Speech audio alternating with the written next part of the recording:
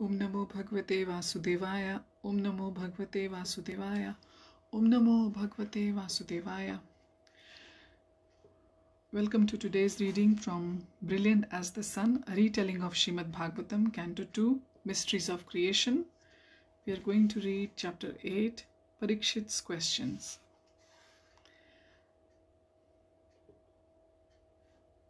King Parikshit expresses his conviction that hearing and chanting about Krishna is the most auspicious activity for all beings. He then begins to ask a series of questions whose answers will form the basis of the rest of Shukadev's narration throughout the following cantos of the Srimad Bhagavatam. In this chapter, Shukadev answers the first questions regarding how and why the living beings become entangled in matter. Parikshit sat in stunned silence, awed by the significance of what he had just heard. Brahma's instructions to Narad cemented his faith in Srimad Bhagavatam.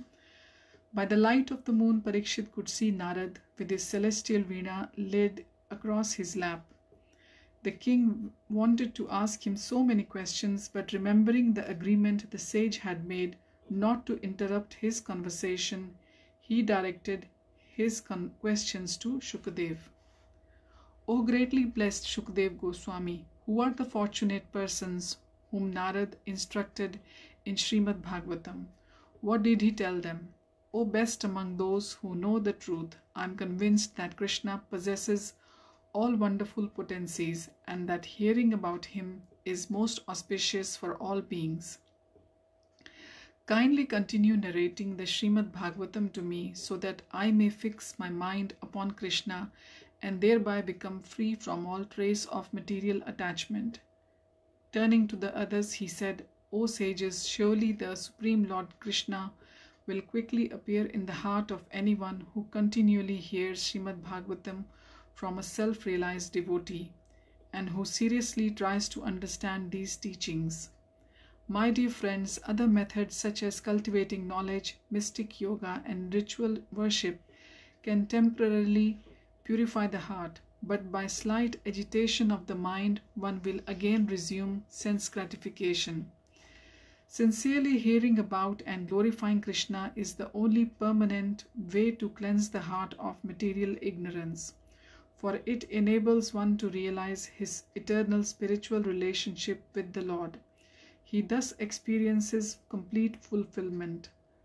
Like a traveler who arrives home after a long and troubled journey, such a fully satisfied soul will never again relinquish Krishna's shelter. Furthermore, by associating with such a devotee whose attraction for hearing and repeating the Srimad Bhagavatam has awoken, any conditioned soul can become similarly purified.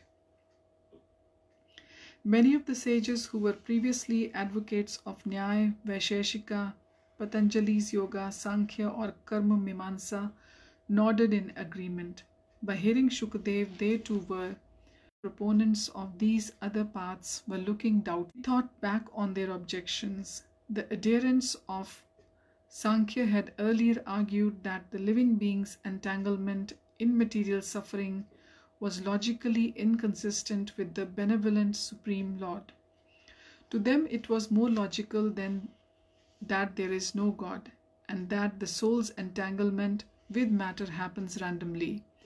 Desiring Shukadev to address such doubts, Parikshit's questioned him further. O learned Brahmana, you say that in reality we are eternal spirit souls, transcendental to this body, and of the same spiritual nature as Lord Krishna. How is it then that we become entangled with the material energy and suffer? Is there a reason for this, or does it happen haphazardly, as is the opinion of some philosophers? Smiling broadly, Shukadev said that to understand the mysteries of Krishna's creation, we must hear the Lord's own explanations. These he personally spoke to Brahma at the beginning of the first day of God's life, known as Brahma Kalpa. On the occasion of the Lord spoke the Srimad Bhagavatam, which contains the essence of Vedas. Enlivened by Parikshit's thoughtful questions, Shukadev was eager to instruct him. The king was surely a qualified descendant of the Pandavas, and thus able to make spiritually relevant questions for the good of all people. The sage said, O king, the transcendental spirit souls identify with the material body because of the influence of the Lord's external energy, Atma Maya. Without being influenced by Krishna's inconceivably powerful energy, it is not possible for the spiritual soul to become entangled in matter. Parikshit cast a glance at Gautam and Idmavahu, who had earlier advocated Nyaya and Sankhya.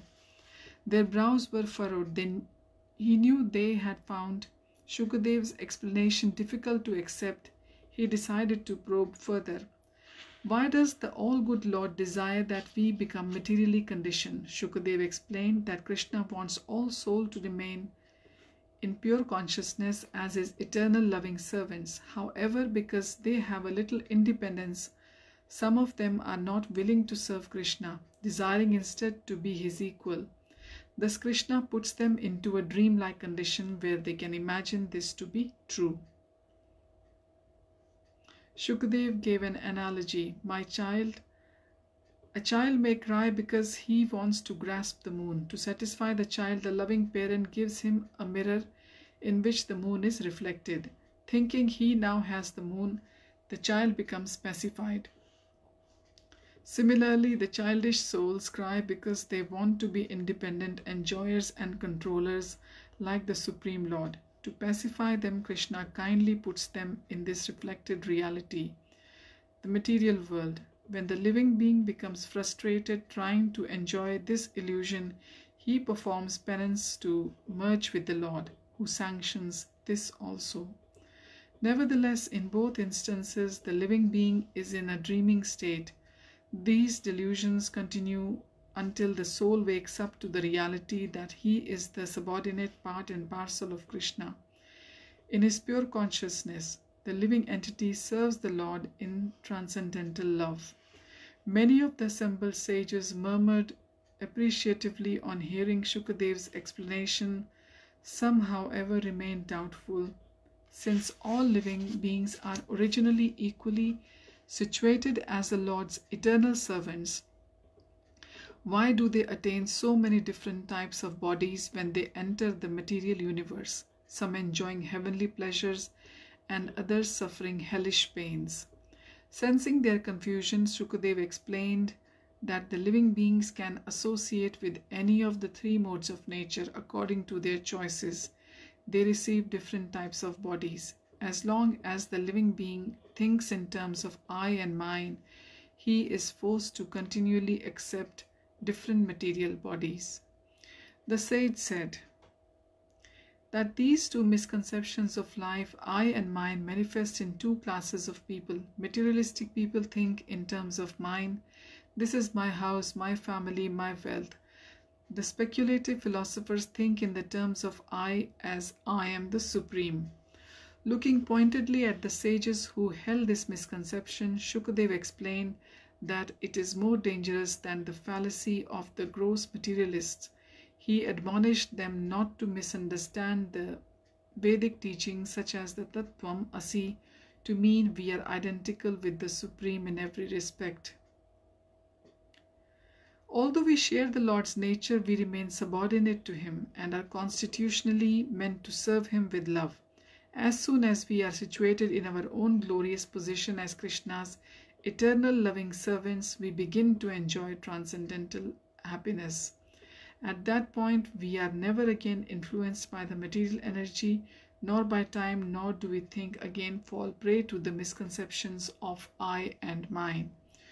Shukadeva spoke with such compassion and authority that even the stalwart speculators were impressed and bowed their heads in submission. The wise Parikshit, however, knew that once Shukadev had left, there was every possibility that unanswered doubts would again surface.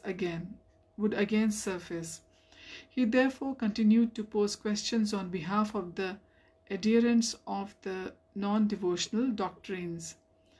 O learned one, you have previously explained that the Lord enters the material cosmos and assumes the gigantic form of Garbhodakshai Vishnu, from whose abdomen a lotus appears.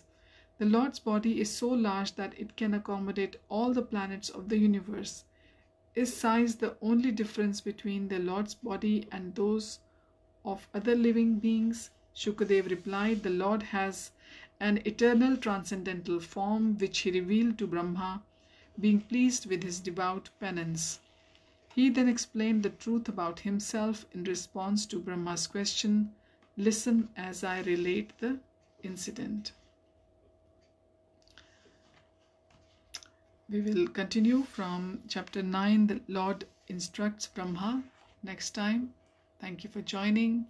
Hariyam Tat Sat, and I wish you all a very happy Nityanand Triyodashi, appearance day of Lord Nityananda, who is non-different than Lord Balram and Lakshman.